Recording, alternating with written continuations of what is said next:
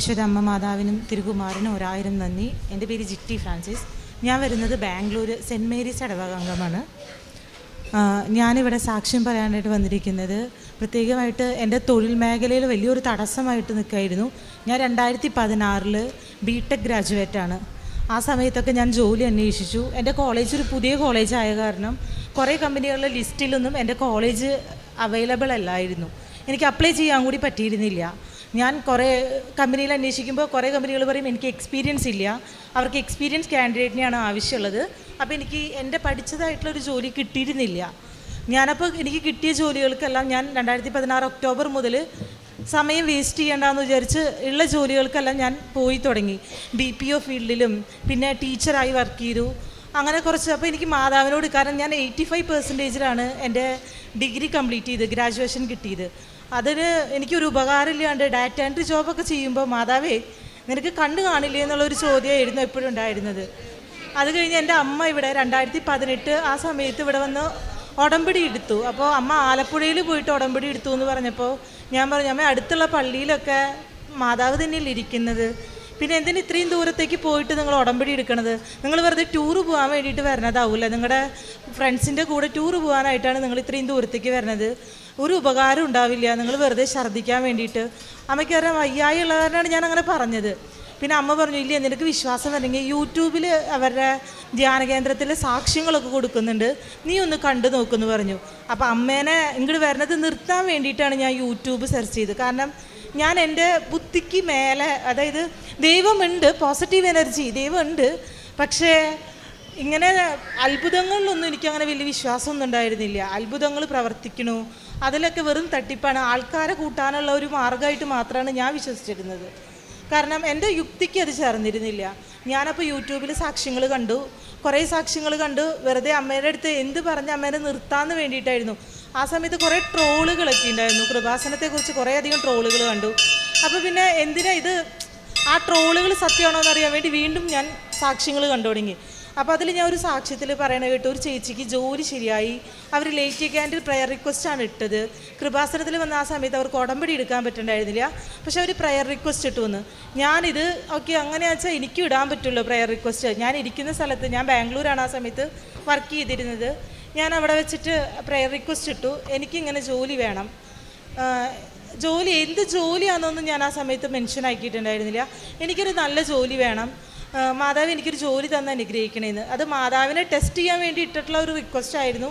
പക്ഷേ മാതാവ് എനിക്ക് കുറച്ച് കാലതാമസം വന്നെങ്കിൽ കൂടെ എനിക്ക് 2020 മെയ്യിൽ എനിക്കൊരു ഇൻ്റർവ്യൂ വന്നു, ഒരു വലിയൊരു MNCയിൽ തന്നെ. ഞാൻ ആ സമയത്ത് അതിൻ്റെ ഇടയിലൊക്കെ കമ്പനികൾ മാറിയെങ്കിലും ഞാൻ സാക്ഷ്യങ്ങൾ കേൾക്കാറുണ്ട്. പതുക്കെ പതുക്കെ ഞാൻ കൃപാസനത്തിലേക്ക് അടുത്ത് തുടങ്ങി, ശരിക്കും മാതാവിനോട് ഓരോ കാര്യങ്ങളൊക്കെ ആവശ്യപ്പെടാൻ തുടങ്ങി. ഇവിടുത്തെ പ്രത്യക്ഷ പ്രാർത്ഥന ഞാൻ ഡൗൺലോഡ് ചെയ്ത് ഞാനും പ്രാർത്ഥിക്കാൻ തുടങ്ങിയിരുന്നു. ആ സമയത്ത് ഞാനിങ്ങനെ റിക്വസ്റ്റ് ഇട്ട് അങ്ങനെ ഒരു ഇൻ്റർവ്യൂ വന്നു. ഇന്ത്യയിൽ ടോപ്പ് 5 പെടുന്ന ഒരു കമ്പനിയാണ്. ഈ കമ്പനിയിൽ ഞാൻ ഇതിന് മുന്നേ അപേക്ഷിച്ചിട്ടുണ്ട്, പക്ഷേ എൻ്റെ കോളേജിൻ്റെ പേര് അതിലില്ലാത്ത കാരണം എനിക്കതിൽ അപ്ലൈ ചെയ്യാൻ പറ്റിയിരുന്നില്ല. പക്ഷേ ഈ പ്രാവശ്യം എനിക്ക് അവർ ഒരു മെയിലായിട്ട് അവരിങ്ങോട്ട് റിക്വസ്റ്റ് അയച്ചിട്ടാണ് ഞാൻ വന്നത്. ഞാൻ ഇതിന് അവർക്ക് റിക്വസ്റ്റ് കൊടുത്തു, അവരെനിക്ക് റെസ്യൂം അയച്ചു കൊടുത്തു, അവരെന്നെ ഇൻ്റർവ്യൂവിന് വിളിച്ചു. ഇൻ്റർവ്യൂവിന് വിളിച്ചപ്പോൾ ഞാൻ കമ്പനിയിൽ എക്സ്പെക്റ്റ് ചെയ്ത ക്വസ്റ്റ്യൻസ് ഒന്നല്ല അവർ എൻ്റെ അടുത്ത് ചോദിക്കുന്നത്. അവർ ഭയങ്കര ലോ ലെവൽ ക്വസ്റ്റ്യൻസ് ചോദിക്കണം. കാരണം എനിക്ക് ഡൗട്ട്, കുറേ ഫ്രോഡ് ആ സമയത്ത് കുറേ ഫ്രോഡുലൻ്റ് ആയിട്ടുള്ള കുറേ ഇതുകളും ഇൻ്റർവ്യൂസൊക്കെ നടക്കുന്നുണ്ടായിരുന്നു. അപ്പോൾ അങ്ങനെ എന്നെ പറ്റിക്കാനായിരിക്കും, എൻ്റെ കയ്യിൽ നിന്ന് പൈസ വാങ്ങാനായിരിക്കും, തട്ടിപ്പായിരിക്കും എന്നാണ് ഞാൻ വിചാരിച്ചിരുന്നത്. ഞാൻ ഇൻ്റർവ്യൂ അറ്റൻഡ് ചെയ്തു. ജോബിന് ഓഫർ ലെറ്റർ അവർ നമുക്ക് ഓഫർ ലെറ്റർ അസൈൻ ചെയ്യണവരിക്കും ഞാനത് വിശ്വസിച്ചിരുന്നില്ല. ഞാൻ കറൻ്റ് കമ്പനിയിൽ റിസൈനേഷൻ പേപ്പർ ഇട്ടുണ്ടായിരുന്നില്ല. എനിക്ക് മെയ് 31-ാം തീയതി ഓഫർ ലെറ്റർ റിലീസാക്കി. ഞാൻ ചെയ്തിരുന്ന അതേ വർക്കിൽ ലീഡിൻ്റെ ഒരു പൊസിഷനിലാണ് എനിക്ക് അവർ ഓഫർ ലെറ്റർ തന്നത്.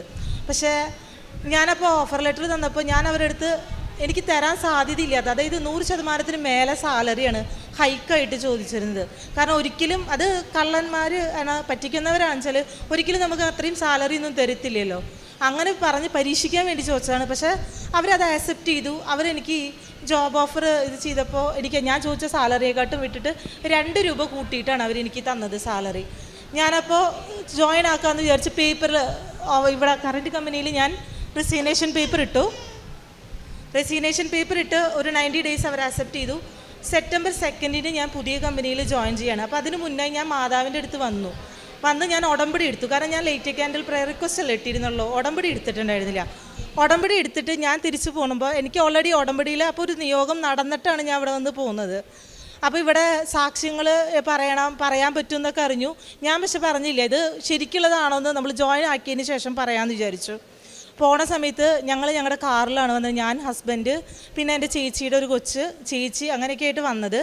എടപ്പള്ളി അവിടുത്തെ ട്രോളിൻ്റെ അപ്പുറം കഴിഞ്ഞപ്പോൾ ഞങ്ങളുടെ വണ്ടി ആക്സിഡൻ്റ് ആയി. ഞങ്ങൾ ഇവിടെ നിൽക്കാനായിട്ട് ബുദ്ധിമുട്ട്, ഭയങ്കര തിരക്കാണ്, കാര്യങ്ങളാണ്, ഞങ്ങൾക്ക് തിരക്കിൽ നിൽക്കാൻ പറ്റുന്നില്ല, ഭയങ്കര ഉഷ്ണാണെന്നൊക്കെ പറഞ്ഞിട്ടാണ് ഞങ്ങൾ ഇവിടെ നിന്ന് പോയത്. പക്ഷെ അവിടെ എത്തിയപ്പോൾ ഞങ്ങളുടെ വണ്ടിയുമേ വേറൊരു വണ്ടിക്കാരൻ വന്നിട്ട് അവൻ സഡൻ ബ്രേക്ക് ഇട്ടിട്ട് അത് വണ്ടി ഇടിച്ച് ആകെ ഞങ്ങൾക്ക് നഷ്ടമായിരുന്നു അത്. അപ്പോൾ ഇവിടുന്ന് അതും ഒരു അനുഭവമായി. ഞങ്ങൾ എൻ്റെ വീട്ടിൽ പോയി. ആദ്യത്തെ അനുഭവത്തിൽ അങ്ങനെ വന്നു. രണ്ടാമതും ഒരു പ്രാവശ്യം ഞങ്ങൾ ജോയിൻ ആക്കി കുറച്ച് നാൾ കഴിയുമ്പോഴേക്കും എൻ്റെ പ്രോജക്റ്റ് എന്താണെന്ന് വെച്ചാൽ റാം ഡൗൺ ആയി. ഞാൻ അവർ ചോദിക്കുമ്പോൾ അവരെന്താ പറയുന്നത് വെച്ചാൽ ഈ ഗ്രേഡ്, അതായത് ഈ പൊസിഷൻ എന്ന് പറയുന്നത് നമുക്ക് സാലറിക്ക് വേണ്ടി മാത്രമായിട്ട് ഇട്ടുള്ളതാണ്. നിങ്ങളുടെ റോള് വേറെ, ജോബ് റോള് വേറെ ആയിരിക്കും, നിങ്ങൾ നോർമൽ ഒരു എംപ്ലോയിയുടെ മാതിരി ആയിരിക്കും, ലീഡൊന്നും അല്ല എന്ന്.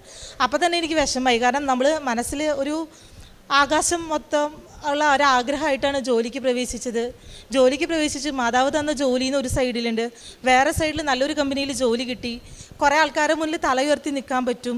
പഠിച്ചിട്ട് ഇത്രയും കൊല്ലം, അതായത് പഠിച്ചിട്ട് 4 വർഷത്തിന് ശേഷമാണ് ഞാൻ ആ ജോലിക്ക് പ്രവേശിക്കുന്നത്. 4 വർഷമല്ല, 6 വർഷത്തിന് ശേഷം 2022 ആയപ്പോഴാണ് ഞാൻ ആ ജോലിക്ക് കയറുന്നത്. ആ ജോലിക്ക് കയറിയിട്ട് 6 വർഷത്തിന് ശേഷം കിട്ടിയ ജോലിയിൽ എൻ്റെ പ്രതീക്ഷകളൊക്കെ തകർന്നു തുടങ്ങി. ഞാൻ അവിടെ കയറി 1 മാസമായപ്പോൾ 1 മാസത്തെ സാലറി എൻ്റെ അക്കൗണ്ടിൽ ക്രെഡിറ്റ് ആയി. പിറ്റേ ദിവസം ഞാൻ റെസിഗ്നേഷൻ പേപ്പർ ഇടാൻ തീരുമാനിച്ചു. കാരണം വെച്ചാൽ ഞാൻ പ്രതീക്ഷിച്ച ജോലിയല്ല അവരെനിക്ക് തന്നത്. ഇത് റെസിഗ്നേഷൻ പേപ്പർ ഞാൻ ഇട്ടു, അതൊരു വെള്ളിയാഴ്ചയായിരുന്നു. പിറ്റത്തെ ദിവസം എനിക്ക് ശനിയാഴ്ച ഞാൻ കൺസീവ് ആണെന്ന് അറിയാണ്. അപ്പോൾ എനിക്ക് ജോലി വീണ്ടും അന്വേഷിക്കാനൊക്കെ ആയിട്ട് ഭയങ്കര ഒരു ബുദ്ധിമുട്ടാണ്. കുട്ടീനെ വയറിൻ്റെ ഉള്ളിൽ വെച്ചിട്ട് ഇങ്ങനെ ഒരു കുട്ടീനെ വെച്ചിട്ട് ഞാൻ തേടാന്നുള്ള റിസ്ക് എടുക്കാൻ തയ്യാറാവാത്ത കാരണം ഞാൻ വീണ്ടും റിവോക്ക് ചെയ്തു എൻ്റെ റെസിഗ്നേഷൻ പേപ്പർ. ഞാൻ ഒന്നും തന്നെ എക്സ്ട്രാ കോഴ്സൊന്നും ചെയ്തിട്ടില്ല. ആ കമ്പനിയിൽ ആ പ്രോജക്റ്റ് റാം ഡൗൺ ആയി. റിസിഷൻ കാരണം പ്രോജക്റ്റ് റാം ഡൗൺ ആയി. നിങ്ങൾ ബിടെക് ഗ്രാജുവേറ്റ് അല്ലേ, നിങ്ങൾക്ക് ഐ ടിയിലേക്ക് ഞങ്ങൾ ട്രാൻസിഷൻ തരാമെന്ന് പറഞ്ഞിട്ട് എന്നെ ഐ ടിയിലേക്ക് അവർ മൂവ് ചെയ്തു. എനിക്ക് യാതൊരു ക്വാളിഫിക്കേഷനും ഇല്ല. എനിക്ക് റെസിഗ്നേഷൻ പേപ്പർ ഇട്ടപ്പോൾ ഞാൻ മാതാവിൻ്റെ മുന്നിൽ പോയിട്ട് മാതാവിനോട് ഞാൻ പ്രാർത്ഥിക്കുക എന്നല്ല ചെയ്തത്, ഞാൻ പോയി വർത്താനം പറയുക ചെയ്ത്. മാതാവേ, ഞാൻ നിന്നെ വിശ്വസിച്ചിട്ട് വേറൊരു കമ്പനിയിൽ റെസിഗ്നേഷൻ കൊടുത്ത് ഞാൻ ഇവിടെ വരികയും ചെയ്തു. ഇപ്പോൾ 1 മാസത്തെ സാലറി ഉണ്ട്, ഞാൻ എങ്ങനെ റൺ ചെയ്യുമെന്ന് എനിക്കറിയില്ല. ഒരു കൊച്ചുമായിപ്പോൾ ഒരു ജോലിക്ക് താല്പര്യമില്ലാണ്ട് പോവാന്നുള്ളത് വളരെ ഒരു ബുദ്ധിമുട്ട് പിടിച്ച കാര്യമാണ്. എന്നെ നീ പരീക്ഷിക്കാൻ വേണ്ടിയിട്ടാവില്ല ഇതൊക്കെ ചെയ്തത്. കുഴപ്പമില്ല, ഞാൻ ഉടമ്പടി എടുത്തിട്ടുണ്ടല്ലോ, നീ എനിക്ക് തന്നതല്ല, ഞാൻ സ്വീകരിക്കാൻ തയ്യാറാന്ന് പറഞ്ഞ് ഞാൻ വീണ്ടും റിവോക്ക് ചെയ്തിട്ട് ഞാൻ ജോയിൻ ആക്കി. 15 ദിവസം എനിക്ക് അവിടെ നിന്ന് എടുത്തുള്ളൂ. ഞാൻ സെപ്റ്റംബർ മാസം ആണ്, ജൂലൈ 27 ഇവിടെ വന്ന് ഉടമ്പടി എടുത്തത്. ഞാൻ ഉടമ്പടി എടുത്ത് ആ ഒരു 15-18 ദിവസത്തിനുള്ളിൽ മാതാവ് എന്ത് ചെയ്തെന്ന് വെച്ചാൽ എൻ്റെ ജോലിയുടെ കാര്യത്തിൽ ഒരു സംസാരിച്ചിട്ട് എനിക്ക് ട്രാൻസിഷൻ ഐ ടിയിലേക്ക് ഞാൻ മൂവായി. അതേ കമ്പനിയിൽ ഐ ടിയിൽ എൻ്റെ കഴിവ് കൊണ്ട് ഒരിക്കലും കിട്ടില്ല. ഇവിടെ അച്ഛൻ not by merit but by grace എന്ന് പറഞ്ഞിട്ട് അച്ഛൻ പറയുമ്പോൾ ഞാൻ എപ്പോഴും ചിന്തിക്കാറുണ്ട് എൻ്റെ യുക്തിക്ക്. അതെ, മാതാവ് പോയി ഇൻ്റർവ്യൂ അറ്റൻഡ് ചെയ്യും, മാതാവ് പറയും എന്തൊക്കെ വിവരദോഷ പറയുന്നത്. കുറേ എഡ്യൂക്കേറ്റഡ് അല്ലാത്ത അൺഎഡ്യൂക്കേറ്റഡ് പീപ്പിൾസിനെ നമുക്ക് പറ്റിക്കാൻ ഈസിയാണ്. അത് കാരണമാണ് ഇങ്ങനത്തെ കാര്യങ്ങളൊക്കെ നടക്കുന്നത്. അങ്ങനെ വിചാരിച്ച ഒരാളായ ഞാനാണ് ഇന്നിവിടെ നിന്ന് പറയുന്നത്. എനിക്ക് ഒന്നും തന്നെ ഞാൻ കോഴ്സ് പഠിച്ചിട്ടില്ല. എൻ്റെ കയ്യിൽ എൻ്റെ എഞ്ചിനീയറിംഗ് ഡിഗ്രി മാത്രമുള്ളൂ. ഞാൻ ഒരു സോഫ്റ്റ്വെയർ എഞ്ചിനീയറായിട്ട് ഞാൻ വിചാരിച്ചതിനെക്കാട്ടും കൂടുതൽ സാലറിയിലാണ് ഇപ്പോൾ ഞാൻ വർക്ക് ചെയ്യുന്നത്. അത് കഴിഞ്ഞ് എനിക്ക് എൻ്റെ ഞാനിവിടെ വന്ന് ഉടമ്പടി എടുത്തപ്പോൾ 6ാമത്തെ നിയോഗമായിട്ട് വെച്ചതാണ്. എൻ്റെ വീട്ടിൽ 5 മക്കളാണ്. അപ്പോൾ ഞങ്ങൾക്കൊരു ആങ്കൊച്ചിനെ വേണമെന്ന് പറഞ്ഞിട്ട് ഞാൻ വെറുതെ ഒരു നിയോഗം, എൻ്റെ കല്യാണം കഴിഞ്ഞ് അധികം വർഷമൊന്നും ആയിട്ടില്ല, 1 വർഷമായിട്ടുള്ളൂ. അപ്പോൾ ഞാൻ നിയോഗം വെച്ചു, എനിക്ക് ആങ്കൊച്ചിനെ വേണം. കാരണം വെച്ചാൽ 6ാമത്തെ നിയോഗം അവിടെ ഉടമ്പടിയുടെ ഇത് പറയുന്ന സമയത്ത് ആ ചേച്ചി പറഞ്ഞു നടക്കാത്ത നിയോഗങ്ങൾ വെക്കുക, മാതാവിന് ഇഷ്ടമുള്ളത് മാതാവ് തരട്ടെ എന്ന് പറഞ്ഞ് ഗ്യാപ്പ് ഫില്ല് ചെയ്യണ്ട, നിങ്ങൾ വേണമെങ്കിൽ അങ്ങനെ ഒഴിച്ചിട്ടോളാൻ പറഞ്ഞു. പക്ഷെ ഞാൻ എഴുതി എനിക്ക് 6ാമത് എനിക്ക് ആങ്കൊച്ചിനെ വേണം, ആങ്കൊച്ചിനെ തന്നെ തരാന്ന് വെച്ചാൽ അപ്പോൾ മാതാവ് തരുന്നാൽ എനിക്ക് മനസ്സിലാവുമല്ലോ, അപ്പോൾ എനിക്ക് വേണമെന്ന്. ഞാൻ ഇവിടുന്ന് പോയി 1 മാസത്തിനുള്ളിൽ ഞാൻ കൺസീവായിട്ട് ഞാൻ ഹോസ്പിറ്റലിൽ പോയപ്പോൾ എനിക്ക് BP 140 മേലെ, ഹൈ ബ്ലഡ് പ്രഷർ. അപ്പോൾ ആദ്യത്തെ ഒരു എക്സൈറ്റ്മെൻറ്റിലായിരിക്കും എന്ന് വിചാരിച്ച് ഞങ്ങളത് ശ്രദ്ധിച്ചില്ല. ഡോക്ടർ പറഞ്ഞു BP ഇത്തിരി കൂടുതലാണ്, കുറച്ച് ശ്രദ്ധിച്ചോളൂ എന്ന് പറഞ്ഞു. പിന്നത്തെ തുടർച്ചയുള്ള ചെക്കപ്പുകളിലൊക്കെ പോയപ്പോഴും BP ആയി. 3ാമത്തെ മാസം അവർ 2ാമത്തെ മാസത്തിൽ സ്കാനിങ് വന്നു. സ്കാനിങ് വന്നപ്പോൾ അവർ പറഞ്ഞു കുഴപ്പമൊന്നുമില്ല, ശ്രദ്ധിച്ചാൽ മതി, ബെഡ് റെസ്റ്റ് എടുക്കണമെന്ന്. അപ്പോൾ എൻ്റെ ഈ ജോലിയും ഇതെല്ലാം കൂടിയിട്ട് എനിക്ക് ബെഡ് റെസ്റ്റ് കിട്ടുമോ എന്നറിയില്ല. പക്ഷെ മാതാവ് അതും നടത്തി തന്നു. ഞാൻ കുറച്ച് കഴിഞ്ഞ് എനിക്ക് 3-ാമത്തെ മാസമായി ഇപ്പോൾ NT സ്കാൻ ചെയ്യണം. 14 വീക്കിൽ NT സ്കാൻ ചെയ്യണം. NT സ്കാൻ ചെയ്തപ്പോൾ എനിക്ക് മൊത്തം പ്രോബ്ലമാണ്. എൻ്റെ റൈറ്റ് യൂട്ടറിൻ ആർട്ടറി വന്നിട്ട് അവർ വിചാരിക്കുന്ന ലെവലിനെക്കാട്ട് വിട്ട് അതിൻ്റെ PI 3% വിട്ട് കൂടുതലാണ്. അപ്പോൾ കുട്ടി വളരും തോറും കുട്ടിക്കുള്ള ബ്ലഡ് സർക്കുലേഷൻ കുറഞ്ഞു തുടങ്ങും. ഈ കുട്ടിക്ക് വളർച്ച എത്താണ്ട് ഒന്നില്ലെങ്കിൽ പ്രീമെച്ചർ ഒരു 8 മന്ത് വരയ്ക്കാണ് അവരുടെ ഒരു കാൽക്കുലേഷനിൽ ഈ കുട്ടീനെ നമുക്ക് വയറിൻ്റെ ഉള്ളിൽ വെക്കാൻ പറ്റുള്ളൂ. അതിന് മേലെ ഒന്നില്ലെങ്കിൽ ഓപ്പറേഷൻ ചെയ്ത് കുട്ടീനെ എടുക്കണം. പക്ഷേ ഓപ്പറേഷൻ ചെയ്യാൻ പറ്റത്തില്ല, കാരണം എനിക്ക് ഇഞ്ചക്ഷൻ ഭയങ്കര പേടിയാണ്. വെറുതെ ഒരു TT എടുക്കാൻ കൂടെ പോയാൽ കൂടെ എനിക്ക് BP കൂടും. മറ്റുള്ളവർക്ക് കുത്തണം കണ്ടാലേ ഞാൻ കരഞ്ഞു തുടങ്ങും. എനിക്ക് BP കൂടി ഭയങ്കരമായിട്ട് അതെനിക്കൊരു പ്രശ്നമാണ്. ആ സമയത്ത് ഞാനിത് ഓപ്പറേഷൻ ചെയ്യണത് പോസിബിൾ അല്ല, നോർമൽ ഡെലിവറിക്ക് ചാൻസും ഇല്ല. ഞാൻ എന്ത് ചെയ്തു എന്ന് വെച്ചാൽ മാതാവിൻ്റെ ഉടമ്പടി തൈലം എൻ്റെ വയറുമ്മ പുരട്ടിയിട്ട് പ്രാർത്ഥിച്ചു. മാതാവ്, നീയാണ് എനിക്ക് തന്നത്, നീ തന്നെ കാക്കണം. തുടർച്ചയായിട്ട് എനിക്ക് എന്ത് വരും എന്നൊന്നും അറിയില്ല. അബോട്ട് ചെയ്യാനായിട്ടുള്ളൊരു ഓപ്ഷനാണ് എല്ലാവരും പറയുന്നത്, പക്ഷേ അതെന്നെ കൊണ്ട് പറ്റത്തില്ല. കാരണം ഒരു കുഞ്ഞിനെ നശിപ്പിക്കുന്നതിനെക്കാട്ടും വലുത് എൻ്റെ ജീവൻ എടുത്തോളൂ നീ. ഞാനും എൻ്റെ ഹസ്ബൻഡും കൂടിയിട്ട് പ്രാർത്ഥിക്കാൻ തുടങ്ങി. എൻ്റെ ഹസ്ബൻഡും ഞാനും വയറുമ്മ കൈവച്ച് പ്രാർത്ഥിച്ചു തുടങ്ങി. ഇവിടുത്തെ സാക്ഷ്യങ്ങൾ ഓരോ പ്രാവശ്യം ഞാൻ ഡൗൺ ആയി പോകുന്നതോറും ഞാൻ ഇവിടുത്തെ ഓരോ സാക്ഷ്യങ്ങൾ കേൾക്കും, അച്ഛൻ്റെ ടോക്ക് കേൾക്കും. ഞാനിങ്ങനെ വെറുതെ ഇരുന്ന് ജോലി ചെയ്യാൻ വെച്ചാൽ കൂടെ അച്ഛൻ്റെ ടോക്ക് വെച്ചിട്ട് ഞാൻ കേൾക്കാൻ തുടങ്ങി. എൻ്റെ സൈഡിലുള്ള പോസിറ്റിവിറ്റീനെ ഞാൻ അതുവഴി ഇൻക്രീസ് ചെയ്യുമായിരുന്നു. കാരണം എനിക്ക് ഭയങ്കരമായിട്ട് നമ്മൾ യുക്തിക്ക് അനുസരിച്ച് പ്രവർത്തിക്കുന്ന ഒരാളായാലും ദൈവം ഉണ്ടെന്നുള്ളൊരു ചിന്ത വന്നു തുടങ്ങിയപ്പോൾ പിന്നെ വേറൊരു ആശ്രയം ഇല്ല ഇതിൽ. കാരണം വയറിൻ്റെ ഉള്ളിൽ കുഞ്ഞിനെ എനിക്ക് രക്ഷിക്കാൻ പറ്റത്തില്ല. എൻ്റെ 3-ാമത്തെ സ്കാനിങ്ങിൽ കൊച്ചിൻ്റെ സ്കാൻ ചെയ്യുമ്പോൾ ഒന്നും ഇവർക്ക് കൊച്ചിൻ്റെ ഇമേജ് ഒന്നും കറക്റ്റായിട്ട് കിട്ടുന്നില്ല. അപ്പോൾ അവർ പറയുന്നുണ്ട് കൊച്ച് ചിലപ്പോൾ ഉറങ്ങുന്ന കാരണമായിരിക്കും, നിങ്ങൾ വല്ല ഷുഗറിൻ്റെ എന്തെങ്കിലും ചോക്ലേറ്റോ അല്ലെങ്കിൽ ജ്യൂസോ എന്തെങ്കിലും കഴിച്ച് 2 അടി നടന്നിട്ട് വരൂ, കൊച്ചിൻ്റെ ഇമേജ് പ്രോപ്പറായിട്ട് കിട്ടുന്നില്ല എന്ന്. ഞാൻ എൻ്റെ 7 മാസത്തെ സ്കാനും അവസാനത്തെ 9-ാം മാസത്തെ സ്കാൻ വരയ്ക്കും എനിക്ക് കൊച്ചിൻ്റെ ഇമേജ് പ്രോപ്പർ അല്ലായിരുന്നു. ഞാനപ്പോൾ മാതാവിൻ്റെ അടുത്ത് പോയി, ഞങ്ങളുടെ പള്ളിയിൽ ഒരു ഉണ്ണീശോയുടെ ഫോട്ടോ ഉണ്ട്, ആ ഉണ്ണീശോയുടെ ഫോട്ടോ നോക്കിയിട്ട് പറയും, മാതാവേ എനിക്കും ആഗ്രഹമുണ്ട്, എല്ലാ അമ്മമാരുടെ മാതിരിയും ഞാനും ആഗ്രഹിച്ചിട്ടാണ് നിൽക്കണം എൻ്റെ മോൻ്റെ പടം സ്കാനിലെങ്കിലും ഒന്ന് കാണാൻ വേണ്ടിയിട്ട്. പക്ഷെ അതിനെനിക്ക് പറ്റുന്നില്ല. ഈ ഉണ്ണീശോയുടെ പടമാണ് ഞാൻ കാണുന്നത്. എനിക്ക് ഈ ഉണ്ണീൻ്റെ മാതിരി ഒരു ഉണ്ണീനെ തന്നിട്ട്, ഒരു കുഴപ്പമില്ലാത്തൊരു ഉണ്ണീനെ തന്നിട്ട് നീ അനുഗ്രഹിക്കണേ എന്ന് പറഞ്ഞ് ഞാൻ അവിടെ നിന്ന് പ്രാർത്ഥിക്കും. ഓരോ ദിവസം കുർബാനയ്ക്ക് പോകുമ്പോഴും എൻ്റെ കണ്ണിൽ നിന്ന് കണ്ണുനീരെ വരാം. കാരണം എന്ന് വെച്ചാൽ കുർബാന സ്വീകരിച്ചാൽ എനിക്ക് അവിടെ നോർമലായിട്ട് നിൽക്കാൻ പറ്റുന്നില്ല. കാരണം എന്ന് വെച്ചാൽ വയറിൻ്റെ ഉള്ളിൽ കുട്ടിക്ക് എന്തെങ്കിലും അംഗവൈകല്യം ഉണ്ടോ എന്ന് ഹോസ്പിറ്റലുകാർക്ക് ഡൗട്ടാണ്. അവർ കാര്യം ഇതുവരെയും കൺഫേം ചെയ്തിട്ടില്ല. 7-ാം മാസത്തിലെ സ്കാനിൽ വെള്ളം കുറവാന്ന് പറഞ്ഞു. എനിക്ക് ഇവിടെ കേരളത്തിലത്തെ ചൂട് താങ്ങാൻ പറ്റുന്നില്ല, ഭയങ്കരമായിട്ട് സ്വെറ്റായി. എനിക്ക് അമ്നിയോട്ടിക് ഫ്ലൂയിഡ് വളരെയധികം കുറഞ്ഞു തുടങ്ങി. 32-ാമത്തെ ആഴ്ച വരയ്ക്കും ഇവർ പറഞ്ഞ ഡേറ്റ് 24-ാമത്തെ ആഴ്ചയാണ് എൻ്റെ അടുത്ത് പറഞ്ഞത്. അതിനുള്ളിൽ കൊച്ചൊന്നിനെ നമ്മൾ പുറത്തെടുക്കണം, അല്ലെങ്കിൽ പ്രീമെച്ചർ ഓട്ടോമാറ്റിക്കലായിട്ട് നോർമൽ ഡെലിവറിയിലൂടെ കൊച്ചു ജനിക്കും. പക്ഷേ പ്രീമെച്ചർ ബേബിയാണ്, NIC ഉള്ള ഹോസ്പിറ്റലിൽ ഞാൻ കൺസൾട്ട് ചെയ്യണമെന്ന്. ഞാൻ എൻ്റെ ഡെലിവറി ജേർണിയിൽ ഞാൻ 10 ഹോസ്പിറ്റൽ വരയ്ക്കും കൺസൾട്ട് ചെയ്തു എൻ്റെ കൊച്ചു നോർമലാണോ എന്ന് അറിയാനായിട്ട്. പക്ഷേ അവിടെയൊക്കെ എനിക്ക് ഒരേ ഉത്തരം തരുന്നത് എന്തെങ്കിലും അബ്നോർമാലിറ്റി ഉണ്ടാവും, എന്തോ കുട്ടിയുടെ ഇമേജ് പ്രോപ്പറല്ല, കൊച്ചിന് കാല് കാണാനില്ല, സ്കാനിൽ നോക്കുമ്പോൾ കൈ കാണാനില്ല എന്നാണ്. ഞാനിതൊക്കെ സഹിച്ചിട്ട് മാതാവിൻ്റെ അടുത്ത് പ്രാർത്ഥിച്ച് ഉണ്ണീശോനെ കണ്ട് മുന്നോട്ട് നീങ്ങി. എൻ്റെ 9-ാം മാസം എത്തി. 9-ാം മാസം ജസ്റ്റ് കിടന്നിട്ടുള്ളൂ. പക്ഷേ 32-ാമത്തെ ആഴ്ചയിൽ എനിക്ക് പെപ്പ് എന്ന് പറഞ്ഞിട്ട് അത് 100 പേരിൽ ഒരാൾക്കാണ് വരുത്തുള്ളൂ. എൻ്റെ വയറിൻ്റെ അടിഭാഗത്തുനിന്ന് കാല് വരയ്ക്കും. ഉണരുകളാണോ ചൂട് കുരുക്കിനെക്കാട്ടും വലിയതായിട്ട് ഇങ്ങനെ ഉണരുകൾ, നമുക്ക് അതിൻ്റെ ഇറിറ്റേഷൻ നമുക്ക് സഹിക്കാൻ പറ്റുന്നില്ല. തൊട്ട് മുന്നത്തെ ആഴ്ച സ്കാനിങ്ങിന് പോയപ്പോൾ എൻ്റെ വയറിനുമേ ഒരു ഡോട്ട് കൂടിയില്ല, ഒരു മാർക്ക് കൂടിയില്ലാത്ത വയറിൽ മൊത്തം മാർക്കുകളായി. മാന്തി ഞാൻ തന്നെ പൊട്ടിച്ച് ഞാൻ കരഞ്ഞു വന്നിട്ട് മാതാവിൻ്റെ അടുത്ത്, മാതാവേ ഇത് എനിക്ക് സഹിക്കാൻ പറ്റണില്ല. കാരണം അസഹനീയമായ ചൊരിച്ചിൽ നമുക്ക് പറയാൻ പറ്റത്തില്ല. അപ്പോൾ അവർ പറയുന്നത് എന്താണെന്ന് വെച്ചാൽ ഇത് 100 പേരിൽ ഒരാൾക്ക് വരത്തുള്ളൂ, അത് കുട്ടിയുടെ ജീനും എൻ്റെ ജീനും തമ്മിൽ മിസ്മാച്ച് ആയ കാരണം വരുന്നതാണെന്ന്. അപ്പോഴും ഞാൻ കൺഫേം ചെയ്തു. ഓക്കെ, മാതാവിനോട് ഞാൻ ചോദിച്ചത് ആങ്കൊച്ചിനെ, അപ്പോൾ ആങ്കൊച്ചാണ്. കാരണം ഫീമെയിൽ ആണെച്ചാൽ എൻ്റെ ജീനും കുട്ടിയുടെ ജീനും മാച്ച് ആയിരിക്കില്ല, അപ്പോൾ എനിക്കിങ്ങനെ വരത്തില്ലല്ലോ എന്ന് ഞാൻ അപ്പോൾ തന്നെ പ്രെഡിക്റ്റ് ചെയ്തു. അത് കഴിഞ്ഞ് ഞാൻ ഇവിടുത്തെ തൈലം എടുത്തിട്ട് എൻ്റെ വയറുമ്മ തേച്ചു. എൻ്റെ അമ്മ കക്കിണ വേപ്പിൻ്റെ ഇലയും മഞ്ഞളും ഇതൊക്കെ തേച്ച് നോക്കി, പക്ഷെ ഒന്നിലും കുറവില്ല. തൈലം തേച്ചപ്പോൾ 2 ആഴ്ച കൊണ്ട് എനിക്കത് കുറഞ്ഞു തുടങ്ങി. സാവധാനത്തിൽ അതെൻ്റെ കാലുമെന്ന്, പക്ഷെ മേത്തേക്ക് മുഖത്തേക്കൊന്നും വന്നില്ല, കാലുമ്മയ്ക്ക് വരയ്ക്ക് വന്നു.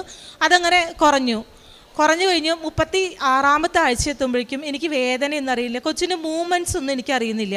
കാരണം എല്ലാവരും പറയുന്നുണ്ട് ഡ്രസ്സിൻ്റെ മേലേക്ക് കൊച്ച് പൊന്തിയിട്ടാണ് വരും, അങ്ങനെ കാണാൻ പറ്റും. പക്ഷെ എനിക്ക് ഇങ്ങനെ കുട്ടിയുടെ അനക്കമൊന്നും അറിയാത്ത കാരണം അതൊരു ടെൻഷനുണ്ട്. പക്ഷെ ഇവരൊക്കെ വലിയ ആൾക്കാരൊക്കെ നമ്മൾ ചോദിക്കുമ്പോൾ ഞാൻ പറയും കൊച്ചൊക്കെ നന്നായി അനങ്ങുന്നുണ്ട്, ഒരു കുഴപ്പമില്ലയെന്ന്. എനിക്ക് ബാക്ക് പെയിൻ ഉള്ള ആളാണ്. അപ്പോൾ ബാക്ക് പെയിനിൽ ഈ കൊച്ചിനെ വയറിൻ്റെ ഉള്ളിൽ വെച്ചിട്ട് അത് വേറൊരു സൈഡിലൊരു ടെൻഷനായിരുന്നു എല്ലാവർക്കും. ഈ ബാക്ക് പെയിൻ വെച്ചിട്ട് ഇവിടെ എങ്ങനെ കൊച്ചിന് നോക്കുന്നു. പക്ഷേ എനിക്ക് ത്രൂ ഔട്ട് പ്രഗ്നൻസിയിൽ ഒറ്റ ബാക്ക് പെയിൻ ഉണ്ടായിരുന്നില്ല, വെയിറ്റ് തന്നെ തോന്നിയിരുന്നില്ല. കൊച്ചിൻ്റെ വയറിൻ്റെ ഉള്ളിൽ കിടക്കുന്നുണ്ടെന്നുള്ള ഒരു ചിന്ത കൂടി ഇല്ലാണ്ടാണ് ഞാൻ നടന്നിരുന്നത്. ഞാൻ ഇവനെ പ്രസവിക്കാൻ പോകുന്ന വരയ്ക്കും ഞാൻ വർക്കിലായിരുന്നു ഉണ്ടായിരുന്നത്. ഞാൻ ജോലി ചെയ്തുകൊണ്ടിട്ട് എൻ്റെ കമ്പനിയിൽ ഞാൻ ജോലിക്ക് അപേക്ഷിച്ചിട്ടുണ്ടായിരുന്നില്ല. ഞാൻ 15-ാം തീയതി മുതലാണ് മെറ്റേണിറ്റി ലീവിന് അപ്ലൈ ചെയ്തിട്ടുണ്ടായിരുന്നത്. എൻ്റെ മോനെ ഞാൻ പ്രസവിക്കാൻ പോകുന്നത് മെയ് 10-ാം തീയതിയാണ് ഹോസ്പിറ്റലിൽ അഡ്മിറ്റ് ആയപ്പോൾ എനിക്ക് വെറുതെ ഒരു കുളത്തി പിടിച്ച് വേദന എന്ന് പറഞ്ഞ് അഡ്മിറ്റ് ആയതാണ്. പക്ഷേ ദൈവം എന്നെ അഡ്മിറ്റ് ആക്കിയെന്ന് പറയാം. കാരണം ആ സമയത്ത് എൻ്റെ വയറിൻ്റെ ഉള്ളിൽ 6.5% മാത്രമാണ് വെള്ളം ഉണ്ടായിരുന്നുള്ളൂ, അമ്നിയോട്ടിക് ഫ്ലൂയിഡ് ഉണ്ടായിരുന്നുള്ളൂ. കുറച്ച് നേരം കൂടി കഴിഞ്ഞാൽ കൊച്ചു മരിച്ചു പോയേനെ തന്നെ, വെള്ളമില്ലാതെ കൊച്ചിന് ശ്വാസം കിട്ടി മരിച്ചു പോയേനെ എന്നാണ് പറയണത്. പക്ഷെ അവരെനിക്ക് ഒരു ശേഷം മാതിരി ഒരു ഇത് തന്നു അമ്നിയോട്ടിക് ഫ്ലൂയിഡ് കൂട്ടാനായിട്ട്. ഞാനത് പിടിച്ചു നിന്നു. അവരെൻ്റെ പരമാവധി, എനിക്ക് BP-യുടെ പ്രശ്നമുണ്ട്, എൻ്റെ ഹൈ റിസ്ക് പ്രഗ്നൻസി എന്നാണ് എൻ്റെ റിപ്പോർട്ടിൻ്റെ മേലെ അവർ എഴുതിയിട്ടുള്ളത്. അത് കാരണം എൻ്റെ ഡ്യൂട്ടി ഡോക്ടർ ഇല്ലാത്ത കാരണം പരമാവധി അവരെന്നെ നീക്കി അഡ്ജസ്റ്റ് ചെയ്ത് നെക്സ്റ്റ് ഡേ മോർണിംഗ് വരയ്ക്ക് എങ്ങനെയും നീക്കാൻ വേണ്ടിയിട്ട് അവർ നിന്നു. പക്ഷേ എനിക്ക് നെക്സ്റ്റ് ഡേ ഇത് നോക്കി ആ സാഷ കഴിച്ചപ്പോൾ കുറച്ചും കൂടി വാട്ടർ ലെവൽ ഇൻക്രീസ് ചെയ്തു. കാരണം എനിക്കപ്പോൾ 35-ാമത്തെ ആഴ്ചയിൽ അഡ്മിറ്റ് ആവണത്. 36-ാമത്തെ ആഴ്ച ആവണമെങ്കിൽ ഇനിയും 2 ദിവസം കൂടി ഉണ്ട്. ഒരു വെനസ്ഡേ ആയാലും 36-ാമത്തെ ആഴ്ച ആവത്തുള്ളൂ. പക്ഷേ ഞാനിങ്ങനെ നിന്നു. അവർ ഹോസ്പിറ്റലിൽ പോയി മൂവ്മെൻറ്റ് നോക്കും കൊച്ചിൻ്റെ. പിന്നെ വെള്ളിയാഴ്ച രാത്രി ആകുമ്പോഴേക്കും എനിക്ക് തീരെ പറ്റുന്നില്ല. അവരെനിക്ക് മരുന്ന് വെച്ച് കുഞ്ഞിനെ നോർമൽ ഡെലിവറി കൂടെ തന്നെ കുഞ്ഞിനെ പുറത്തെടുത്തു. അത്രയും നാൾ എനിക്ക് BP ഉണ്ടായിരുന്ന ആൾ എന്നെ അവിടെ ലേബർ റൂമിൽ കയറ്റിയപ്പോൾ എൻ്റെ BP നോർമലായി 110 എന്നുള്ള റേഞ്ചിലേക്കായി. എൻ്റെ കയ്യിൽ ആകെ കൂടി ഉണ്ടായിരുന്നു. ഇവർ എൻ്റെ അടുത്ത് എല്ലാം റിമൂവ് ചെയ്യാൻ പറഞ്ഞു, എൻ്റെ ഓർണമെൻറ്റ്സൊക്കെ. പക്ഷെ ഞാൻ പറഞ്ഞു ഈ ഒരു കൊന്ത എൻ്റെ കൈമ ചുറ്റിക്കോട്ടെ, ഇതെനിക്ക് ബലമാണ്, എനിക്ക് പേടിയുള്ള കാരണമാണ്. ഇഞ്ചക്ഷൻ കുത്തുമ്പോൾ എൻ്റെ വെയിനിൻ്റെ ഉള്ളിൽ കൂടെ ബ്ലഡ് ചീറ്റായിരുന്നു. കാരണം എനിക്ക് BP കൂടിയിട്ട് അവർക്ക് ക്യാനുകൾ ഇടാൻ പറ്റുന്നുണ്ടായിരുന്നില്ല. അപ്പോൾ ഞാൻ പറഞ്ഞു ഇത് ഞാൻ കയ്യിൽ പിടിച്ചുകൊണ്ട് എനിക്ക് പേടി കുറയാൻ വേണ്ടിയിട്ടാണ്, വേറെ ഒന്നും എൻ്റെ കയ്യിലില്ല എന്ന് പറഞ്ഞ് മാതാവിൻ്റെ ഇവിടുത്തെ ഉടമ്പടി കാശ് രൂപം പിടിച്ചിട്ടാണ് ഞാൻ ഡെലിവറി ലാബിൽ കിടക്കുന്നത്. എൻ്റെ 2 കയ്യിലും അന്ന് വരെയ്ക്ക് ഉണ്ടാകാത്ത ഛർദി ലേബർ റൂമിൽ കയറിയപ്പോൾ എനിക്ക് ഛർദിയായിരുന്നു. എനിക്കൊന്നും തന്നെ കഴിക്കാൻ പറ്റുന്നില്ല. ഞാൻ ഈ മാതാവിൻ്റെ ഇത് കഴിഞ്ഞിട്ട് ഇതും കടന്നു പോകില്ല മാതാവേ, നാളെ ഒരു പുതിയ പ്രഭാതവും ഒരു പുതിയ ഇതും എനിക്ക് തരില്ലേ നീ, ഞാനിവിടെ കിടന്നിട്ട് മരിക്കാച്ചാൽ മാതാവ് നോക്കേണ്ടി വരും കുഞ്ഞിനെ. അങ്ങനെ റിസ്ക് എടുക്കാൻ മാതാവിന് തയ്യാറാച്ചാൽ മാത്രം എനിക്ക് എൻ്റെ ജീവനെടുത്തോ. കാരണം ഞാൻ അതിൻ്റെ ലേബർ റൂമിലെ ആ ടേബിളിൻ്റെ മേലെ നിന്ന് ഞാൻ താഴെ വീഴാൻ പോയി. എനിക്ക് വേദന സഹിക്കാൻ പറ്റുന്നില്ല. ഞാൻ മാത്രമാണ് ഏറ്റവും ആദ്യം വന്ന ആൾ ഞാനാ ലേബർ റൂമിൽ, പക്ഷേ ഏറ്റവും അവസാനം പോയ ആളും ഞാനാ.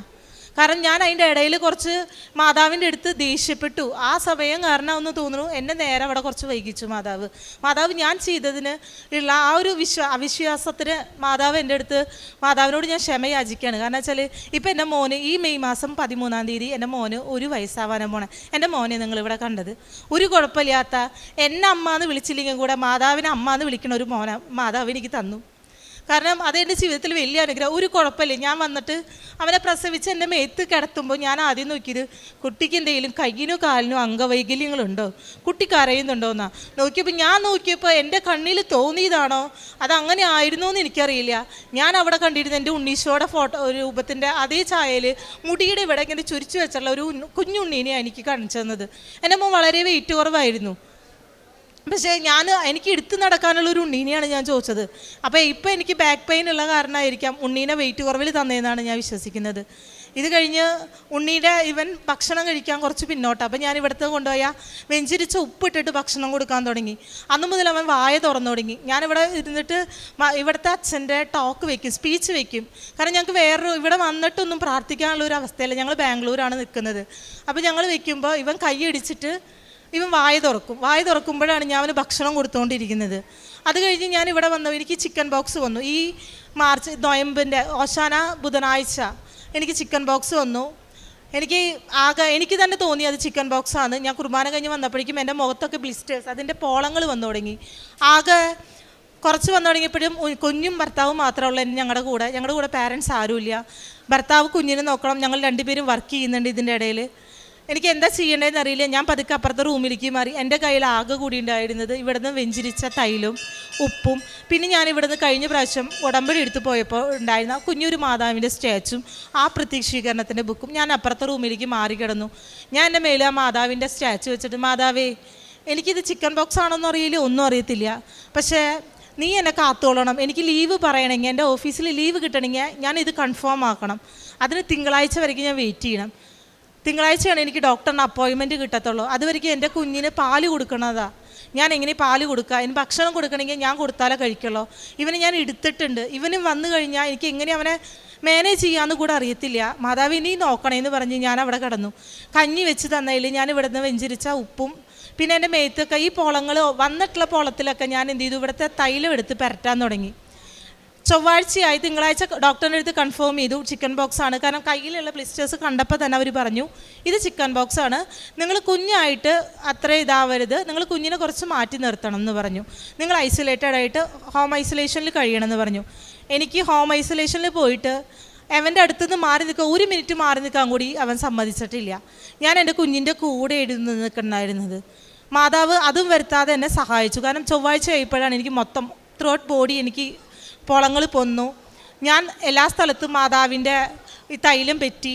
പിന്നെ ഞാൻ ഉപ്പ് ഭക്ഷണത്തിലിട്ട് കഴിക്കാൻ തുടങ്ങിയപ്പോൾ ചൊവ്വാഴ്ച പൊന്തിയത് ഒരിക്കലും എല്ലാവരും, എൻ്റെ അമ്മ വന്ന് പറഞ്ഞു 7 ദിവസം അല്ലെങ്കിൽ 21 ദിവസമാണ്. എനിക്ക് പൊന്തിയതെന്ന് വെച്ചാൽ കറുപ്പ നിറമുള്ളതാണ്.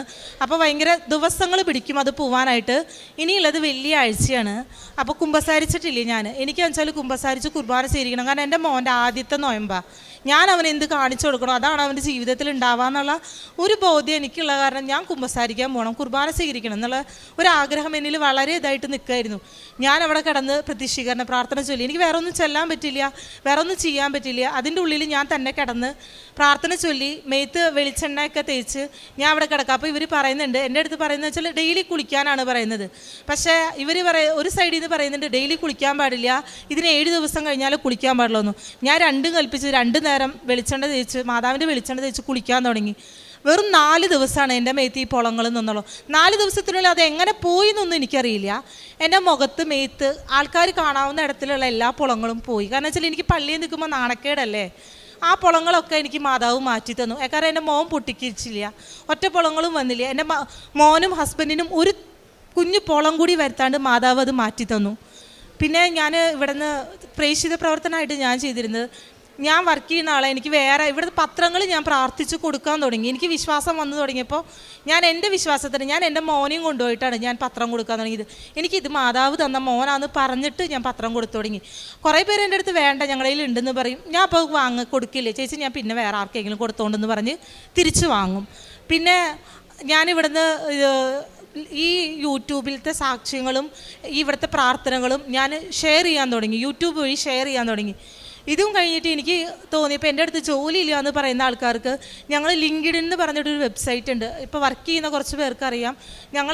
ഞാനതിൽ ആക്റ്റീവായിട്ടുള്ള ഒരാളാണ്. അപ്പോൾ ഞാൻ എന്ത് ചെയ്തു, അതുവഴി ഇവിടുത്തെ കൃപാസനത്തെ കുറിച്ചിട്ട് നിങ്ങൾക്ക് മദർ മേരിയിൽ ട്രസ്റ്റ് ഉണ്ടോ, ഇങ്ങനെ കൃപാസനം എന്ന് പറഞ്ഞൊരു ചർച്ച് ഉണ്ട് ആലപ്പുഴ, എനിക്ക് ഇങ്ങനെ ഒരു ജോബ് കിട്ടിയത് അതുവഴിയാണ്, നിങ്ങളൊന്ന് ലൈറ്റ് ക്യാൻഡിൽ പ്രയർ റിക്വസ്റ്റ് ഇട്ട് പ്രയർ ഒന്ന് കണ്ടു നോക്കൂ, സാക്ഷ്യങ്ങളൊന്ന് കണ്ടു നോക്കൂ എന്ന് പറഞ്ഞ് ഞാൻ അവർക്ക് ഇൻഫർമേഷൻ ഇങ്ങനെ കൊടുക്കാൻ തുടങ്ങി.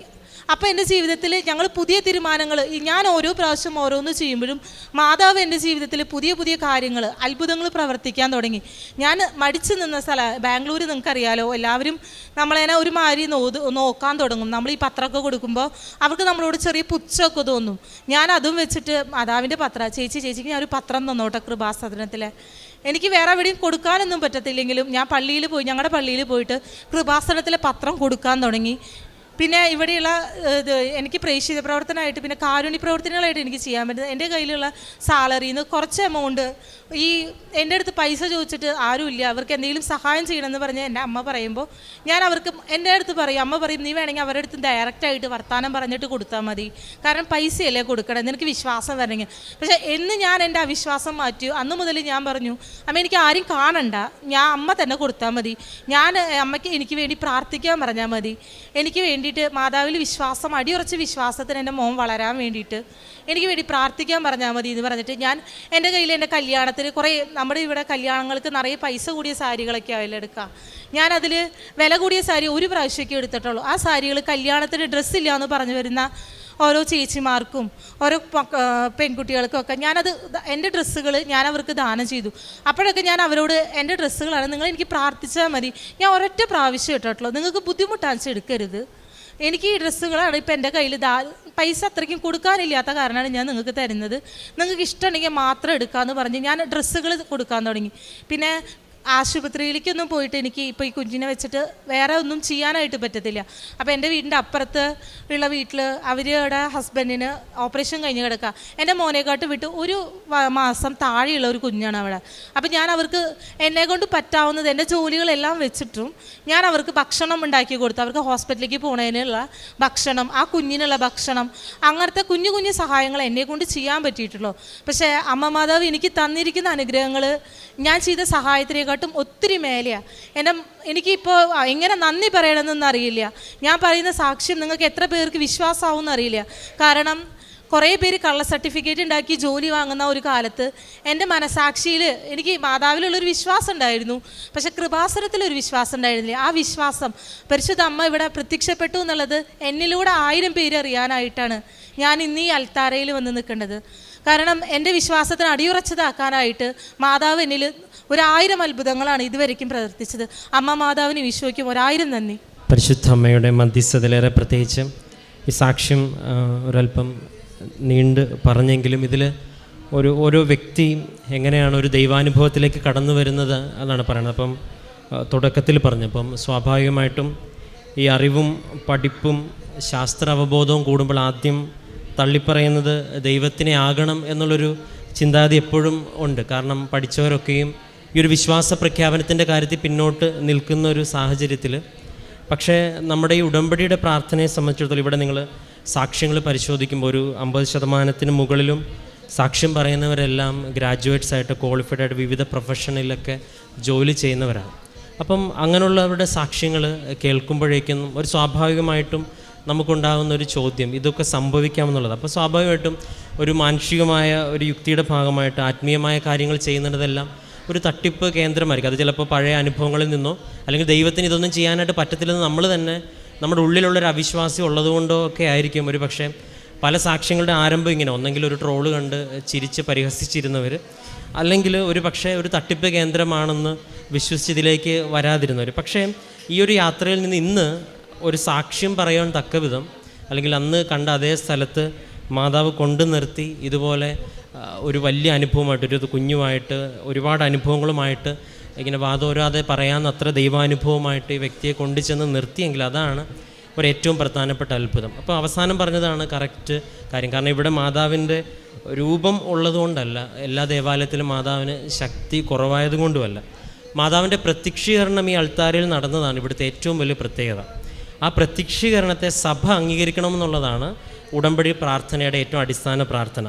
ഒരു സ്ഥലത്ത്, അത് ക്രിസ്തീയ പശ്ചാത്തലത്തിലുള്ളവർക്കറിയാം, അങ്ങനെ പെട്ടെന്ന് 10 പേര് കൂടിയെന്നും പറഞ്ഞ് ഉടൻ തന്നെ അത് സഭ അംഗീകരിച്ച് ഒന്നും ചെയ്യത്തില്ല. കാരണം അവിടെ ശാസ്ത്രത്തിന് മുകളിലും യുക്തിയുടെ മുകളിലും ഉള്ള അനുഭവങ്ങൾ അവിടെ വന്ന് പങ്കെടുക്കുന്നവർക്കും വരുന്നവർക്കും എല്ലാം ഉണ്ടാവണം. ഇപ്പോൾ ലൂർദിലും ഫാത്തിമയിലും ഒക്കെ പോകുന്നവർക്കും അല്ലെങ്കിൽ വേളാങ്കണ്ണി ദേവാലയത്തിൽ പോകുമ്പോഴും ഒക്കെ നമ്മുടെ ലക്ഷ്യം അവിടെ ഒരു ദൈവാനുഭവം ഉണ്ടെന്നുള്ളൊരു, അപ്പോൾ അങ്ങനെ ലോകത്തിന് മുമ്പിൽ വിളിച്ച് പറയണമെങ്കിൽ അത് ഇവിടെ റിപ്പോർട്ട് ചെയ്യപ്പെടണം, ഔദ്യോഗികമായിട്ടത് പഠിക്കപ്പെടണം. അതിൻ്റെ ഭാഗമാണ് നമ്മളിത് റെക്കോർഡ് ചെയ്യുന്നതും അത് വീഡിയോഗ്രാഫി ചെയ്യുന്നതും അതെല്ലാം ഇവിടെ സൂക്ഷിച്ചു വെക്കുന്നതും. പക്ഷേ ദൈവം സഹായിച്ച് നമുക്ക് ഒരു ദിവസം തന്നെ കേൾക്കുന്ന അനുഭവ സാക്ഷ്യങ്ങൾ തന്നെയും വലിയ അനുഭവങ്ങൾക്ക്, പക്ഷേ ഇതിനൊരു കാലാവധിയും സമയത്തിൻ്റെ തികവൊക്കെ എടുക്കുന്നുണ്ട്. ഒരു പക്ഷേ ജാതിമത ഭേദമന്യേ എല്ലാവരും വന്ന് പലയിടങ്ങളിൽ നിന്ന് വന്ന് സാക്ഷ്യം പറയുന്ന, അതും എല്ലാ ദിവസവും സാക്ഷ്യം പറയുന്ന, ഒരു മാസം ഒരു 700, ഒരു വർഷം ഒരു 9000-ഓളം സാക്ഷ്യങ്ങളൊക്കെ അതിരുന്നൊരു ദൈവാനുഭവത്തിൻ്റെ ഒരു സ്ഥലമാണ്. അപ്പോൾ അത്രയും അനുഭവങ്ങൾ ഇവിടെ വരുന്നവർക്കും പ്രാർത്ഥിക്കുന്നവർക്കൊക്കെ ഉണ്ടാകുമ്പോൾ ആ ഇടത്തിലൊരു ദൈവിക സാന്നിധ്യം ഉണ്ടെന്ന് വിശ്വസിക്കാനായിട്ട് ഒരു വലിയൊരു ബോധ്യത്തിൻ്റെ ആവശ്യമില്ല, അതൊരു സാധാരണ യുക്തിയാണ്. പക്ഷേ ഒരു തുറവി എപ്പോഴും ഒരാവശ്യമാണ്. ആ തുറവിയോടുകൂടി ഒരു അല്പവിശ്വാസത്തോടു കൂടിയാണെങ്കിലും ഇവിടെ വന്നെത്തിയവരൊക്കെ ഇവിടെ അൾത്താരയിൽ ബോധ്യത്തോടെ സാക്ഷ്യപ്പെടുത്തണം. ഈ മകൾ പറഞ്ഞ പോലെ അമ്മ ഈ അൾത്താരെ പ്രത്യക്ഷപ്പെട്ടു എന്ന് ലോകത്തിന് മുമ്പിൽ വിളിച്ചു പറയുവാനായിട്ട് മാതാവ് തന്നെ നൽകിയ ഒരു കുഞ്ഞും ഒരു വലിയൊരു സൗഖ്യത്തിൻ്റെ അനുഭവവും അതിനോടൊപ്പം ഒരു ജോലിയുടെ അനുഭവം, അതെല്ലാം അച്ഛൻ്റെ ആരാധനകളും സാക്ഷ്യങ്ങളും ഒക്കെ ഒരുപാട് സഹായിച്ചിട്ടുണ്ടെന്ന്. അപ്പോൾ ഇതെല്ലാം ഒരുപക്ഷെ സാക്ഷ്യങ്ങളാണ് ഒരുപാട് പേരെ സ്പർശിക്കുന്നത്. അപ്പോൾ ഇതെല്ലാം പ്രാർത്ഥനയോടെ കേൾക്കുമ്പം ദൈവം നമുക്ക് ഒരു സ്വാഭാവികമായിട്ടൊരു സംശയവും ഒരു ക്യൂരിയോസിറ്റിയും ആയിരിക്കും അറ്റ് ദ ബിഗിനിങ്. പക്ഷേ നമ്മുടെ ഒരു തുറവി ഉണ്ടായെങ്കിൽ ദൈവം നമ്മുടെ ജീവിതത്തിൽ നമ്മളെ സ്വന്തമാക്കുന്നൊരു അനുഭവം ഉണ്ടാകും. അതാണ് ഇവിടെ ഓരോ ദിവസവും ആളുകൾ വന്ന് പറയുന്ന സാക്ഷ്യം. പ്രത്യേകിച്ച് ഈ മകൾക്ക് ലഭിച്ച, പ്രത്യേകിച്ച് കുഞ്ഞിനെ പ്രതിയും ജോലിയെ പ്രതിയും അതിനേക്കാളും അപ്പുറം പരിശുദ്ധ അമ്മയുടെ ഈ വലിയൊരു സാന്നിധ്യത്തിൻ്റെ പ്രത്യക്ഷീകരണത്തിൻ്റെ വലിയൊരു അവബോധത്തിനെയും പ്രതി നമുക്ക് കരങ്ങളടിച്ച് ദൈവത്തിൻ്റെ നാമം മഹത്വപ്പെടുത്താം. അത്യപൂർവ ദൈവാനുഭവങ്ങൾ ഇനി നിങ്ങൾക്കും സ്വന്തം. ഈ യൂട്യൂബ് ചാനൽ ഇതുവരെ സബ്സ്ക്രൈബ് ചെയ്തിട്ടില്ലെങ്കിൽ ഇപ്പോൾ തന്നെ സബ്സ്ക്രൈബ് ചെയ്യുക.